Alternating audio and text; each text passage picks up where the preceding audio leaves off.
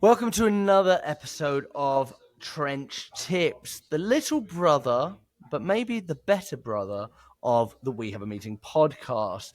Today, I want to talk about motivating your sales team. We know that if you want to be successful in sales, there are many skills that you need to learn, but they say if you want to go far, go alone, but if you want to go fast, go as a team. Maybe the other way around. Doesn't matter. It's not about me. So, Zach, I believe that you've prepared something quite beautiful for this. You've prepared a poem I have. about motivating your team. I've prepared Tabasco. hot You've sauce, been making your own kimchi and Tabasco at home, haven't you? and this is Scorpion Tabasco. I don't really like the names of Tabascos. Do you know what I mean? Scorpion, what does that mean? Oh, it's hard. Have we just done a little shot of Tabasco to prove That's what what? you do. Just to prove that I'm more of a man than you. Anyway, Doesn't matter if you like look spice. at me. Totally unfazed. Right, so what I'm going to do, Jack, I've got a post this week, right? It's 5 tough questions every sales leader must answer in 2025. Now, since it'll get no likes on LinkedIn, I thought I could raise it here. Give it to you. You could say, remember, you'll die over and over again, and you'll get all the Loads of credit. likes, yeah. Yeah? Right. So I think you'll agree with most of these, but maybe not all of them. First one, I'll start you off nice and easy. Okay. Number 1, is your sales strategy just empty corporate speak? Most sales plans gather dust after the kickoff meeting. Does your team truly understand what they're selling and why customers should care? If your salespeople can't explain your value prop in 30 seconds without resorting to vague industry jargon, you failed them as a leader. Agree or disagree?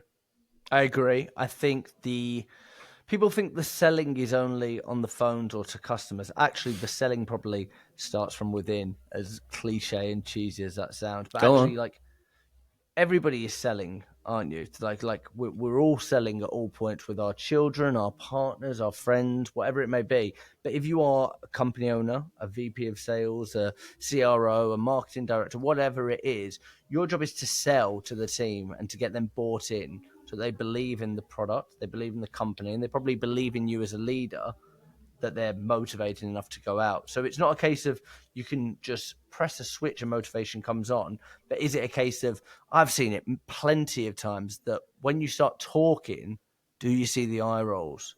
Are you self-aware enough to know probably another bollocking isn't going to get this team up and ready to where they need to be?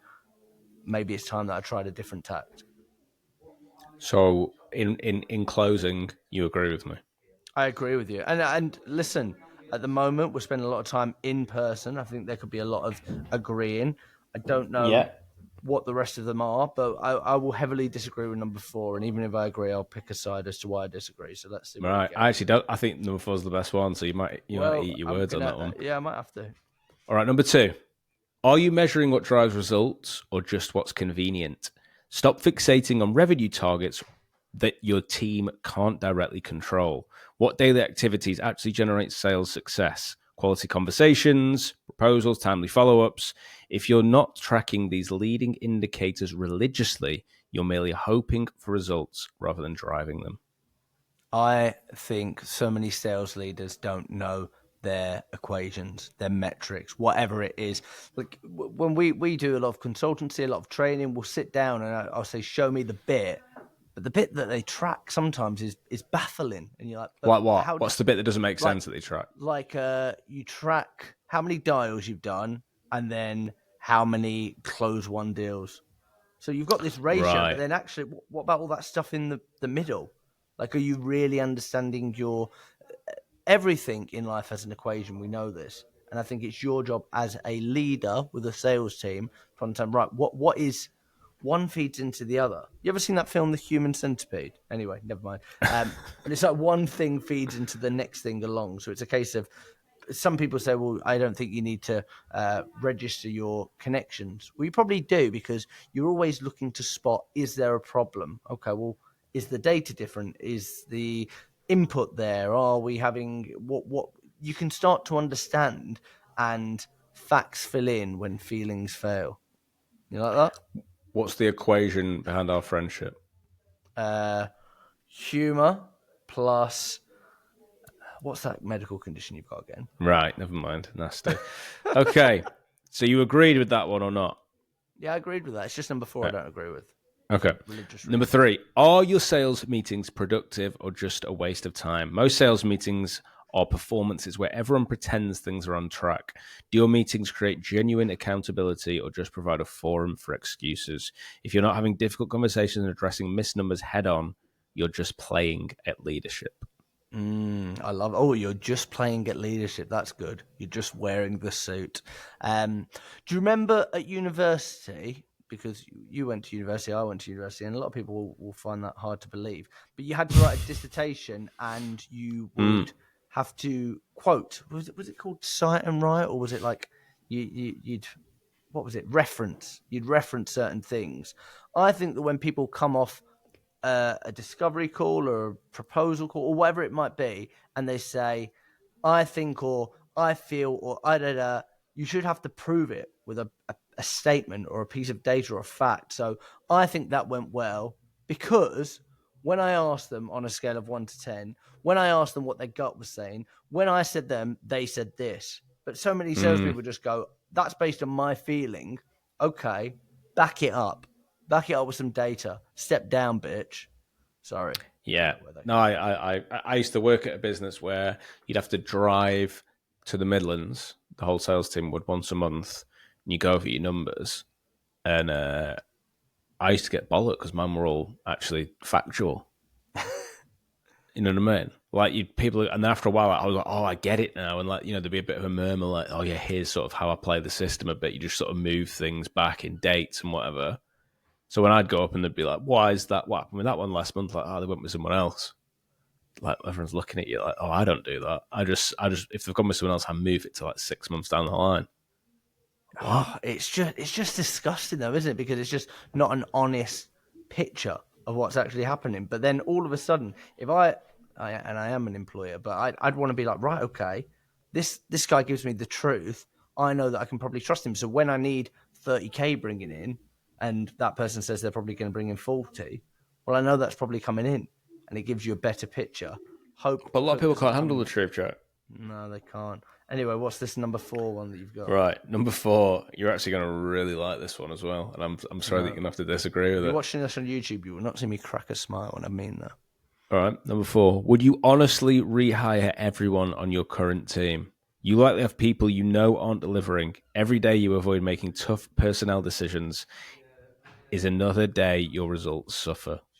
Who on your team genuinely gets it, wants it, and has the capacity to deliver? For those who don't, what exactly are you waiting for? Hate it. Get rid. Put that one at the bottom. Get rid So of then, that with all your. so then the counter to that would be you would rehire everyone on your current team and all the different clients that we consult for. When you look at their teams, you think I'd rehire every single one of these if I interviewed them now. I think if you asked me this question at a different period of my We Have a Meeting life, the answer would have been very, very different. No, I do agree, and I think people don't ask themselves the hard questions, do they? They don't. I think was that a Netflix one from that guy, Randolph? I think I might have heard him say something. I He can't said remember where I something picked that nice up. about I heard, that. I did. I have actually seen that somewhere. Yeah, but probably somewhere in my own genius, in my dreams, isn't it?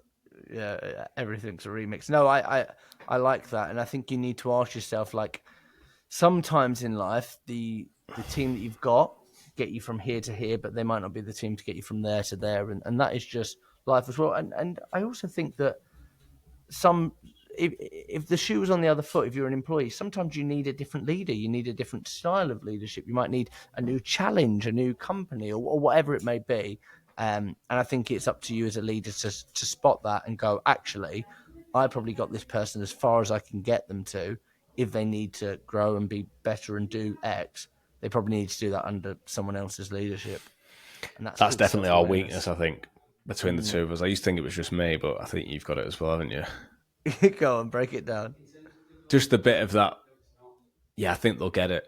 No, give me another few months. Like, I think they'll get it, and not kind of wanting to give up on people. No, I know because you want to give everybody the benefit of the doubt, but actually, this every strong form we've had that through the doors here at We Have a Meeting, you go, we knew that, and when we ultimately end up with somebody that it hasn't worked for, we also knew that, and I think a lot has to be said for your gut instinct. The writing was on the wall. Yeah, exactly. So I've saved the most boring one for last. No, I don't believe you. Have you built systems for growth, or are you just barely maintaining? Most sales teams operate in firefighting mode. Have you created a system that can scale, or are you relying on individual heroics and last-minute rescues? If your sales success depends on you personally getting involved in deals, you haven't built a sales machine, you've built a liability. You built a lifeboat. You have to get Agree? in and swim to shore. Yeah, I agree. I think so many companies don't have a system. Is it repeatable? Does that person know? If we had to get somebody in to say, right, okay, I'm now gonna repeat what the sales strategy is. What would your top performer say? What would your middle performer say? What would your bottom performer say in comparison with what you actually believe? And these are nice questions that you can do in like one-to-ones. If you sit down and go, okay, I'm trying to build a picture. I'm trying to get better. What do you think our sales strategy is? And you can probably see, because I also think with sales leaders, it's very easy, and we it's easier said than done, but we try to do this. When it's not working, it's a case of, it may not be my fault, but it is my responsibility. You're the leader, so it is on you. So I think that comes into the last point, where it's a case of, oh, we feel like we could have done better, or we could do more, or come on, we can make this happen, because it always feels like it's your responsibility.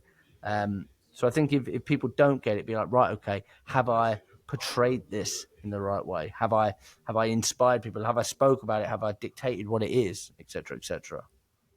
You know what you can do as an exercise for this one, if you're brave in leadership, you can sit down with the whole business, right, and build like an accountability chart. So you write down all the different things that go on in the business, right? So you could write getting invoices paid. Who's responsible for that? Like, and you just put their initials next to it. Yeah. Who's responsible for closing deals?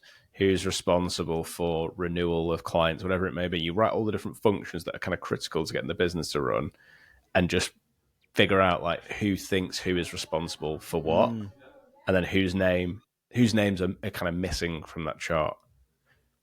So actually, responsible as in responsible and accountable, that like they will do it.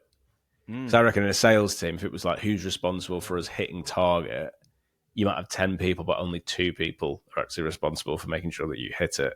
So the other 8 aren't actually in there. So there's probably quite a tough conversation that needs to be had there around training, support, or around you've actually got a recruitment problem. No, I think that's a brilliant exercise. If it was a case of who is responsible for being Jack Frimpson's best friend, whose initials would you put down? RB. RB.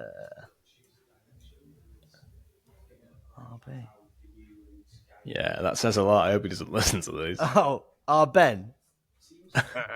No. Yeah, I'm in Boston.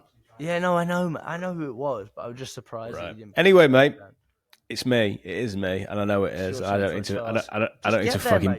to fucking pander to you, mate, and say, please be my best friend. You are, and you always will, because you're trapped now. Yeah. No matter how much you want to hang around with 24-year-olds, you still have to be my mate. I like 24-year-olds, I like 25-year-olds, and I like 26-year-olds. Anyway, the task this week is we're going to mix it up slightly, okay? I want you on LinkedIn to post something that you've achieved in your own personal life as a result of listening to this podcast. And if you can write it down, post it, and tag in at least 3 people in our business that aren't me and Jack, the first person to do that will get £100 cash, not in a voucher. Why don't we do £100 and a gift? All right, £100 a gift. And a gift. We'll send you an early copy of the book. Yeah, £100 an early copy of the book to the first person who does it. So something personal that's happened to you as a result of listening to this podcast that you've implemented and seen success from, and you've got to tag 3 people in the business that aren't me or Jack. I feel like it's going to be so nasty. People are like, I realised I wasn't a loser. That'd be a good one. All right, see you next time. Respect yourself.